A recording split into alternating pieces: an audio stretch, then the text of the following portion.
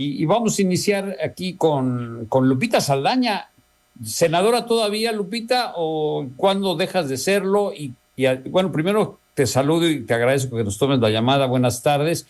Y nos digas cuál es tu estatus. Sabemos que estás de diputada RP, como se dice, ¿no? De representación proporcional. Cuéntanos en qué va el Partido Acción Nacional y tú en particular, ¿cómo es tu estatus político? Hola, ¿qué tal, Armando? Javier, pues los abrazo, los saludo con mucho cariño. Muchas gracias por la oportunidad de comunicarnos con tu auditorio. Y bueno, pues sí, sigo en el espacio como senadora. La verdad que súper agradecida con la gente por estos años de trabajo. Yo siempre he dicho, yo puedo ver de frente a los subcalifornianos. Ahí está en el registro del Senado mis participaciones, lo que logramos como fracción y como persona aprobar para Baja California Sur y para México, y también en donde se necesitó valentía, contundencia, argumentos para dar la batalla contra algunos temas en donde no ganamos con los votos por una mayoría muy aplastante, pero sí ganábamos pues el debate en este caso. Y efectivamente, en el caso del Partido Acción Nacional, me propuso en un área de representación proporcional en Baja California Sur. Espero primeramente Dios en septiembre poder servirles en ese espacio. De hecho, déjame comentarte, Armando, que se necesita cambiar la ley de Baja California Sur que tiene que ver con los temas de distribución de espacios de representación proporcional. Es muy sano que en todos los congresos del país existe este contrapeso, y en el caso de nuestro estado tenemos una ley y un tema que se llama candidatura común, que de hecho lo hemos usado también en el PAN, que ya no va con lo que está pasando en el país. De hecho, somos como 2 o 3 estados nada más que utilizamos este mecanismo en los procesos electorales, pero que deje en riesgo el contrapeso en los congresos, como pasó hoy en Baja California. Pues sí, son 16 diputados, son todos de Morena, y los 5 que quedan, ¿cómo quedan?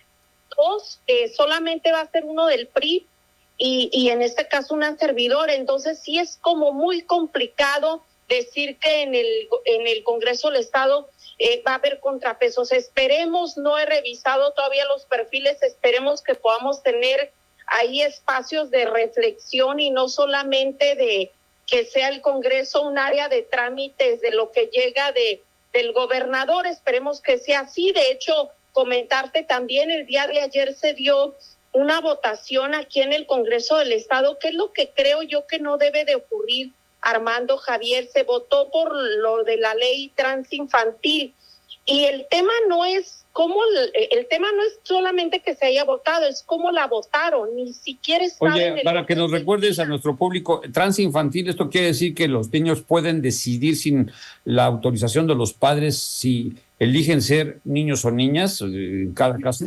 Es la modificación en su acta de nacimiento, en el género y en el nombre.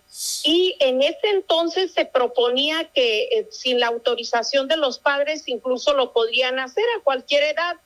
De hecho, esta nueva propuesta que metieron ni siquiera la conozco y nadie la conoce, porque haz de cuenta que ni siquiera estuvo en el orden del día. Llegaron los diputados de Morena y del PT, del grupo afín, y dijeron que era un asunto de urgente resolución, y le dispensaron todos los trámites, como si fuera una emergencia aprobarla. Dispensaron todos los trámites y la aprobaron. Entonces, a fin de cuentas, se desconoce exactamente cómo se planteó la iniciativa. Originalmente así la planteaban. Yo creo que así la pasaron porque pues tenían los votos para hacerlo, y es en donde yo creo que sí tenemos que tener más voces distintas en los congresos, que puedan ser pues esas voces que de la gente pues que no opina como la mayoría. De hecho, a ver, aquí en Los Cabos, por ejemplo, fueron 60,000 o 61,000 votos de Morena y sus aliados contra 44,000.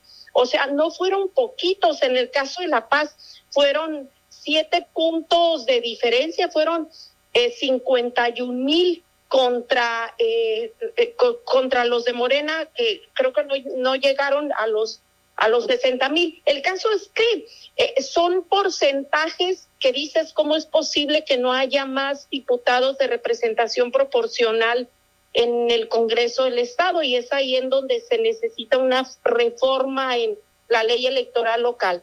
Javier. Lupita, perdón, ¿cómo estás? Hola, ¿qué tal, Javier? A tus órdenes.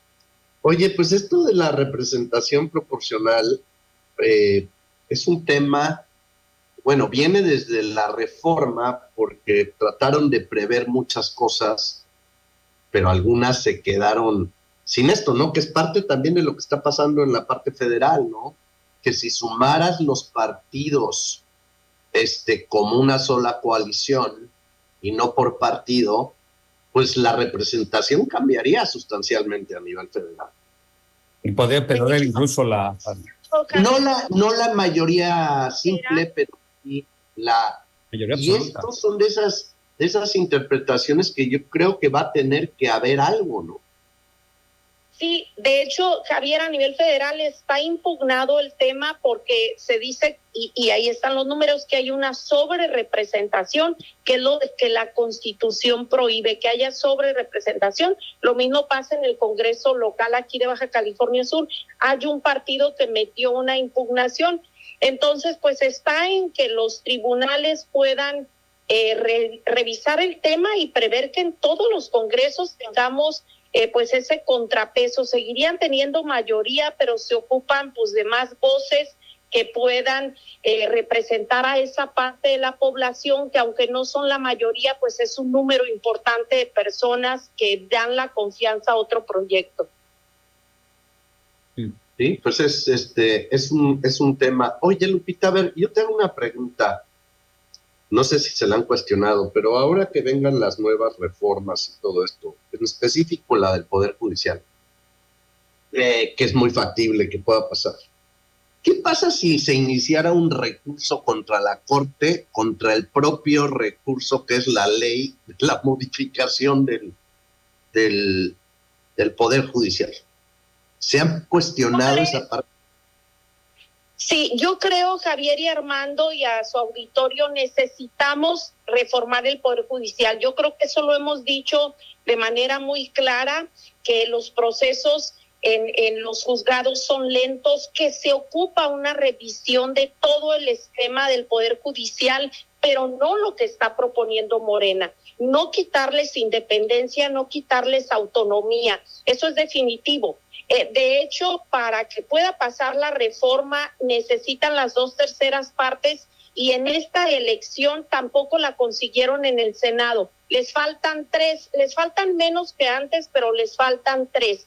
Lo que tenemos que hacer los ciudadanos en general es exigir que no se le dé la facilidad de esas 2/3 partes a quien hoy ostenta todo el poder, y que se revise la reforma y se proponga sí una reforma, pero que no quite la autonomía y que no quite esa independencia, porque entonces sí, yo creo que si perdemos la autonomía de la Corte, pues esto lo estaríamos perdiendo todo. Hay que recordar que es la Corte, que son los jueces los que nos ayudan en la impartición de justicia, los que promueven, en este caso, que si un acto de autoridad va contra un particular, pues a través de un amparo, de otros recursos, podamos los ciudadanos estar protegidos. Entonces, yo creo que hay que confiar en que hoy no se tienen esas 2/3 partes y exigir a quienes no son esa mayoría que puedan hacer consultas, que puedan defender la independencia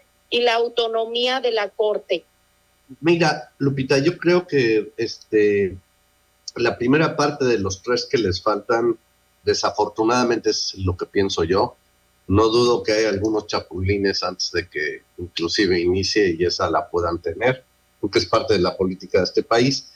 El segundo, esto de la elección por voto popular de los jueces y todo eso, yo creo que más que eso, lo que tendríamos que estar bien cuidadosos es que en la ley haya un procedimiento claro y adecuado de cómo elegir esos jueces. Si los elige uno u otro, a mí no me preocupa tanto como a quién elijo. qué características tiene que tener porque va a costar también eso, porque estás hablando... Sí, pero todo eso es importante. Si tú tienes un buen candidato y un buen juez, no importa de dónde venga, pero creo que más que el votar por ellos, es cómo le hacemos para que por quienes votemos tengan esa calidad, esa probidad, estos conocimientos, etcétera. Sí, claro, solo que es más sencillo que tú obtengas autonomía y capacidad si te vas a elegir a alguien que tenga una carrera judicial y que tengas una serie de filtros para que pueda llegar a ostentar ese cargo.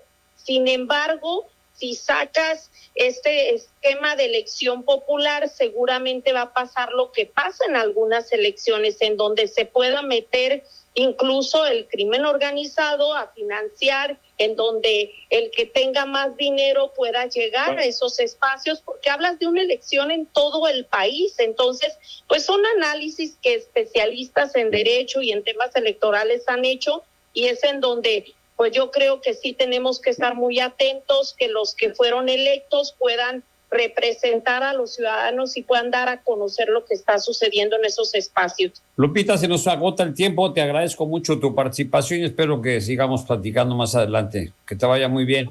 Muchas gracias, a la orden. Buena tarde. Lupita Saldaña, senadora todavía, y en la próxima legislatura pues entrará como diputada local aquí en Baja California Sur, como plurinominal o representación proporcional.